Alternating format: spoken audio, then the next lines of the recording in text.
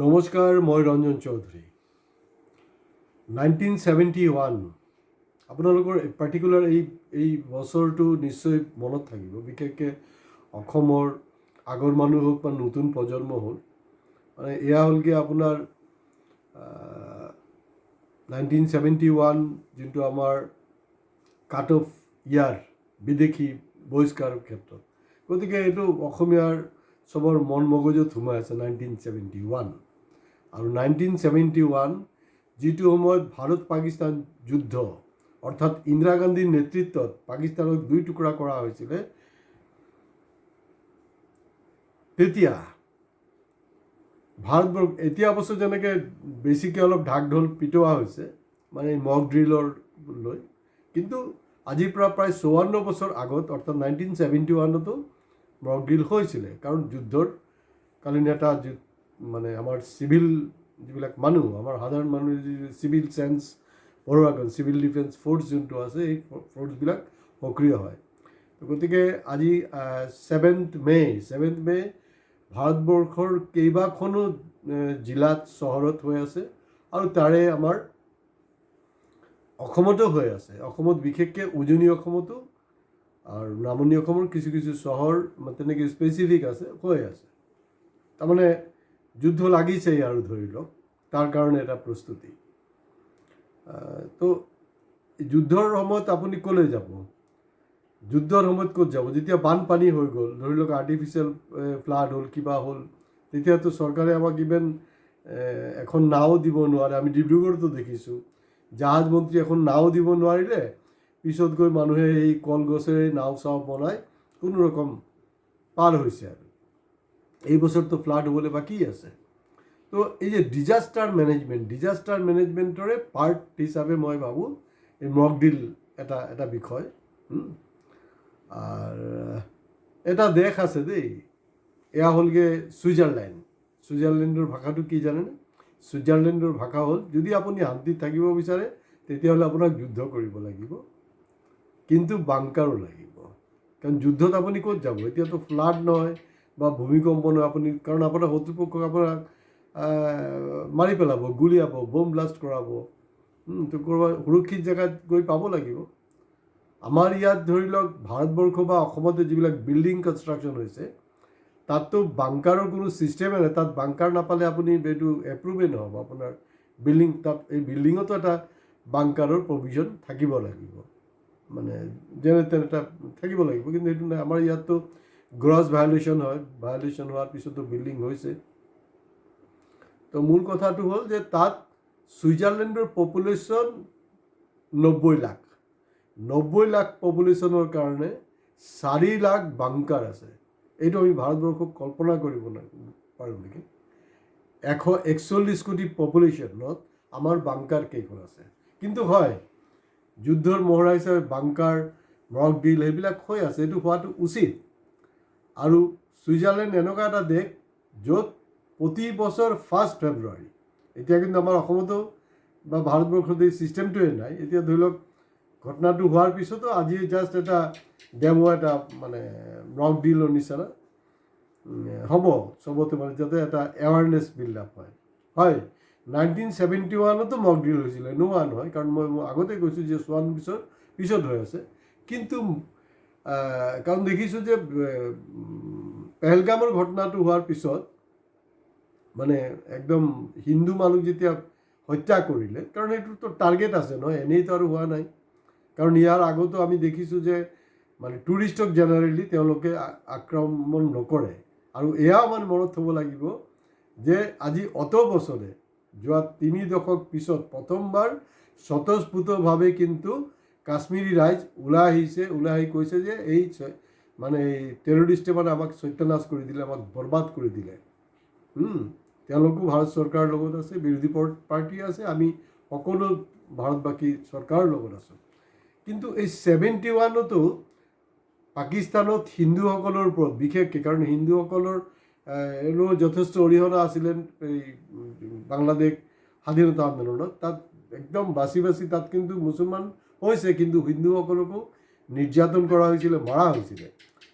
আৰু ইন্দিৰা গান্ধী যি তাত দুটুকুৰা কৰিলে, দুটুকুৰা কৰোঁতে কিন্তু ভাৰতবৰ্ষত কোনো ধৰণৰ কমিউনেল ফিলিংছ হোৱা নাছিলে। আৰু তেতিয়াতো গদি মিডিয়া বুলি কোনো ছিষ্টেমে নাইকিয়া, চবেই স্বতঃস্ফূৰ্ত, কোনো ন' পলিটিক্স, দেশৰ সুৰক্ষাৰ লগত কোনো ধৰণৰ পলিটিক্স নহ'ব, চবেই স্বতঃস্ফূৰ্তভাৱে ইন্দিৰা গান্ধীৰ লগত আছিলে। তেওঁ জয়ী হৈছিলে, আমি ইয়াৰ পিছত এইটো চেলিব্ৰেশ্যনো হ'লোঁ। তো 71, এতিয়া 2025 এইটো হৈ আছে। এতিয়া এই যে আমাৰ যুদ্ধকালীন, কেলৈ আপোনাৰ বাকী কথা মই বাদে দিছোঁ, মই তিনিচুকীয়াত এটা সৰু এক্সপিৰিয়েঞ্চ কৈ আছোঁ। ডেফিনেটলি আপোনালোকৰ অসমৰ বিভিন্ন চহৰৰো এক্সপিৰিয়েঞ্চ হ'ব। 2024 আমি দেখিছোঁ অলপ ধুমা বতাহ কিবা এটা হ'ল, মানে পানী চানী পৰিলে, প্ৰায় 4 দিন টোটাল কলাপছ হৈ গ'ল তিনিচুকীয়া চহৰ। তেতিয়া সঁচাকৈ যদি চাইনা আমাৰ ওপৰত আক্ৰমণ কৰি দিয়ে, কাৰণ বাংলাদেশৰ লগতো আমাৰ সম্পৰ্ক ভাল নহয়। আৰু এইটো এই যে অপাৰেশ্যন সিন্ধুৰ যোনটো হৈছে, সেইটোলৈ আমি ছেপাৰেট এটা এপিছ'ড কৰিম, কিন্তু আজি মূলতঃ মই আপোনালোকক এই মক ড্ৰিলৰ ওপৰতে কথা পাতি আছোঁ। গতিকে আমি শেষ কৰিমেই, কিন্তু শেষলৈকে ভিডিঅ'টো চাব আৰু আনকো শ্বেয়াৰ কৰিব, লাইক কৰিব আৰু পাৰিলে ছাবস্ক্ৰাইবো কৰিব, কাৰণ আমি এই মক ড্ৰিলৰ বিষয়ত অলপ জনাব খুজিছোঁ। আৰু এটা ইণ্টাৰেষ্টিং ঘটনা হ'ল যে ছুইজাৰলেণ্ডৰ মই ফিগাৰটো ক'লোঁ যে 90 লাখ পপুলেশ্যনৰ এগেইনষ্টত, তাৰমানে আমাৰ ভাৰতবৰ্ষ যেনেকৈ যোৱা বছৰলৈকে মোদী গেৰেণ্টি আপোনাৰ হেৰি নাছিলে জানো, এটা গোটেই পেপাৰ জুৰি এটা এড দিছিলে যে ফুল পেজ এড, তাত কিন্তু নহয়। ছুইজাৰলেণ্ড পৃথিৱীত একমাত্ৰ দেশ য'ত নেকি বাংকাৰৰ গেৰেণ্টি দিয়া হৈছে তাৰ নাগৰিকৰ কাৰণে। তো গতিকে তেনেকুৱা এটা অৱস্থা কিন্তু আমাৰ ভাৰতবৰ্ষৰ লাগে, কাৰণ ভাৰতবৰ্ষত ইন্দিৰা গান্ধী থাকোঁতে যে আমাৰ প্ৰতিবেশী যিবিলাক ৰাষ্ট্ৰ আছে, ৰাষ্ট্ৰবিলাকৰ লগত যি ধৰণৰ তেখেতে ৰিলেশ্যনশ্বিপ বিল্ড আপ কৰিছিলে, সেইটো নাই, কিন্তু এইটো নষ্ট হৈছে, বিনষ্ট হৈছে। তো গতিকে বাংকাৰ আমাকো লাগে। বাংকাৰ বুলি কওঁতে আৰু এটা কথা মনত পৰি আছে, হিটলাৰ কথা নিশ্চয় মনত আছে আপোনালোকে চাগে। হিটলাৰো কিন্তু যেতিয়া দেখিছে তাৰ অৱস্থা বেয়া, হিটলাৰো কিন্তু আপোনাৰ বাংকাৰত গৈ সোমাইছিলে। আৰু সেইটোক লৈ অলপ ছ'চিয়েল মিডিয়াত মিমো হৈছিলে যে ভাৰতবৰ্ষত। আৰু সেইটো সময়ত হিটলাৰে কি কৰি আছিলে, তাৰ যিবিলাক মানে ফৌজ আছিলে তাহাঁতক মানে গালি গালাজ কৰি আছিলে যে কিবা কিবি। কিন্তু 2014 পৰা হ'লত ভাৰতবৰ্ষৰ ছ'চিয়েল মিডিয়াত এটা মিম চলি আছে। মিমটো আপোনালোকে চেক কৰিব, এতিয়া আছে নে নাই নাজানো। মিমত কিন্তু অলপ বেলেগ।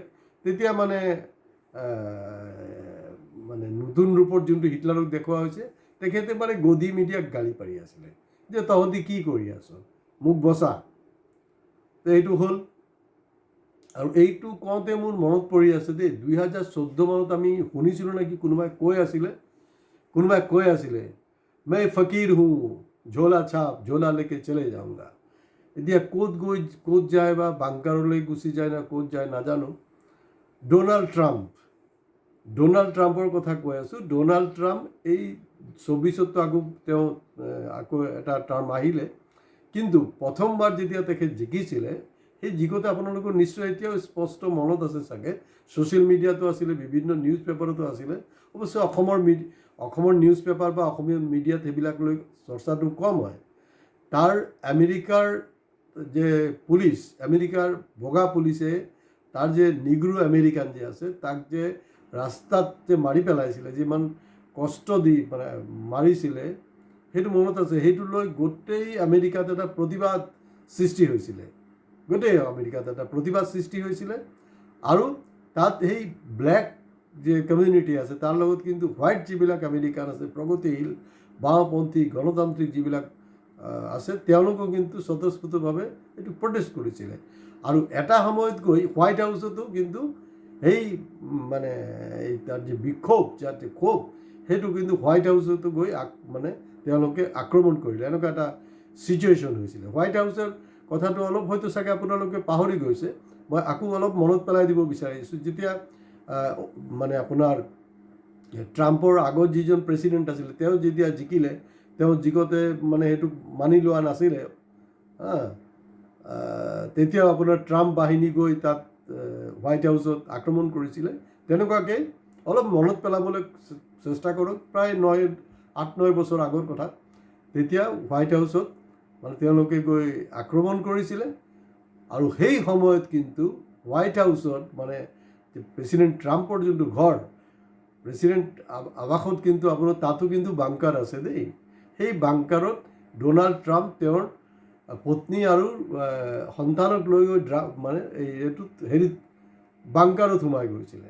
আৰু এই কথাটো পিছত যেতিয়া ছ'চিয়েল মিডিয়াত পূৰা ফ'কাছ হৈ গ'ল তেতিয়া মানে এইটো আমাৰ ভাৰতবৰ্ষৰো কাৰোবাৰ নিচিনা অলপ ক'ৰবাত যেন এটা মিল পাওঁ। তেখেতে কৈ আছিলে যে নাই মইতো বাংকাৰত মই ভয় খোৱা নাই নহয়, মই বাংকাৰত জাষ্ট অলপ চেক কৰিবলৈ গৈছোঁ যে চব ঠিক ঠাক আছে নে নাই।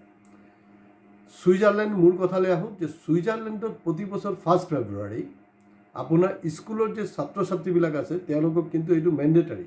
আমাৰ ধৰি লওক আমাৰতো কিমান ফেব্ৰুৱাৰী জানুৱাৰী ওলাই যায় আমি ক'বৰে নাই। এতিয়া ধৰি লওক এটা হৈ আছে ভাল কথা, কিন্তু তেওঁলোকৰ মেণ্ডেটাৰী 1 ফেব্ৰুৱাৰী মানে তেওঁলোকে এই আপোনাৰ ব্ৰক ডিলটো কৰিবই, একদম মানে বাধ্যতামূলক। আৰু সেইটো সময়ত যে যুদ্ধকালীন অৱস্থাত মানে বাংকাৰত কেনেকৈ গৈ আপুনি সোমাব, কি থাকিব, মাস্ক কি হ'ব, গোটেই কথা বতৰাবিলাক তাত মানে এক্সপ্লেইন কৰা হয় প্ৰতি বছৰ।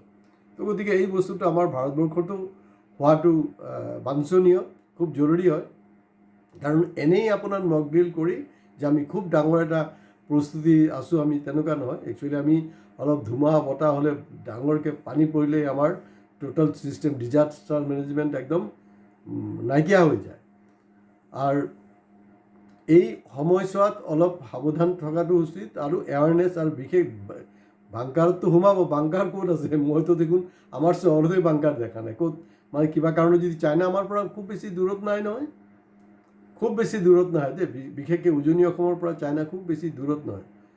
তেওঁলোকে আক্ৰমণ কৰিলে কি হ'ব, কাৰণ ইণ্ডিয়াত এই মুহূৰ্তত চাইনা, বাংলাদেশ, পাকিস্তানটো আছে, যিকোনো সময়ত যিকোনো ঘটনা হ'ব পাৰে। তাৰ কাৰণে প্ৰস্তুত হৈ থকাটো ভাল। আৰু এই যে যুদ্ধ, এই যুদ্ধৰ ফলত কি হ'ব, ভাৰতবৰ্ষৰ শাসকীয় গোষ্ঠী হওক বা পাকিস্তানৰ শাসকীয় গোষ্ঠী হওক, ভাৰতৰ কৰ্পৰেট হওক বা পাকিস্তানৰ কৰ্পৰেট হওক, তেওঁলোক কিন্তু লাভান্বিত হ'ব। সাধাৰণ খাতি খোৱা ৰাইজৰ কিন্তু কোনো লাভ নহ'ব। গতিকে এই অপাৰেশ্যন সিন্দুৰ বুলি খুব বেছি আপোনালোকে সেইটোক লৈ শ্বেয়াৰ কৰি নাথাকিব। আৰু এইটোত মানে সাধাৰণ খাতি খোৱাৰ মানুহৰ কিন্তু কোনো লাভ নাই। দুইটা দেশৰে কৰ্পৰেটৰ আৰু শাসকীয় দল তেওঁলোকৰ বেনিফিটেড হ'ব। তো গতিকে এইটো সময়ত আমি খুব ধৈৰ্য সহকাৰে থাকিব লাগে আৰু কথাবিলাক অলপ যিকোনো উৰা বাতৰিত আমি মন দিয়াটো উচিত নহয়। আৰু আমাৰ যাতে এনেকুৱা নহয় সেইটোৱে আমি আশা কৰিম। অৱশ্যে মানে যদিও ভাৰতবৰ্ষ দাবী কৰিছে যে আমি অমুক কৰিছোঁ, পাকিস্তানেও কৈছে যে আমি অমুক কৰি দিছোঁ, কিন্তু ক'তো কোনো খুব বেছি কেটাগৰিকেলি স্পষ্ট হোৱা নাই। যি নহওক আমি নেক্সট এপিছডত এই বস্তুবিলাক আৰু তথ্য আমাৰ হাতত আহি পাব, আমি তেতিয়া বিস্তৃতভাৱে আলোচনা কৰিম। কিন্তু এই সময়ছোৱাত চবে একজোট থাকিব। ইয়াত কোনো হিন্দু মুছলমানৰ ৰাজনীতিৰো হ'ব নালাগে, কোনো ধৰণৰ টেনশ্যন বিয়পাব নালাগে। নমস্কাৰ।